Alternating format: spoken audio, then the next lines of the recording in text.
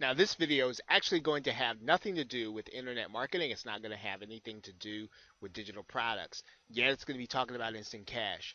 Now, one of the first things that you can do almost instantly is you can sell anything that you have in your possession, anything you have in your home, anything that you have that you don't want that someone else might want. Of course, the best place to do that, depending on where you live in the world, is going to be eBay. eBay has a way for just about everyone who's living any place to be able to sell to anyone living any place. Now, obviously, you're going to have to take pictures. You're going to have to send it off. You're going to have to do all of those things. But if that's something that you're willing to do, at least to get started, to get cash into your pocket, you can find out whatever the market is for what you have. For instance, let's say, if you have an extra blender or a computer or a book of some kind, you can just do a search for that particular book. Let's say if you have the Ultimate Sales Letter by Dan Kennedy, just type that in and we'll take a look to see what's available. Okay, there's the Ultimate Sales Letter for sale. Then all you got to do is to figure out, okay, how much has it sold for before. Just going to click the sold listings, and this will tell you how much it sold for before once you do that. Okay, so eBay actually says that this item has not sold at all. So let's try another book here. Okay, here's another book by Dan Kennedy, actually, Marketing to the Affluent. So if you have that book, you can put that book on sale for eBay. Here's what that book would have gone for: $10, $15, $5, $8.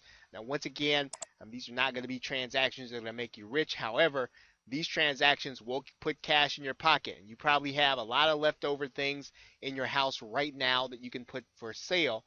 You can get things started by putting these things up on eBay, and you can actually do that while you get started looking. Now, if you have someone else to do this for you, if you have people in your house, you can actually have them get started on this process for you and list the items on eBay.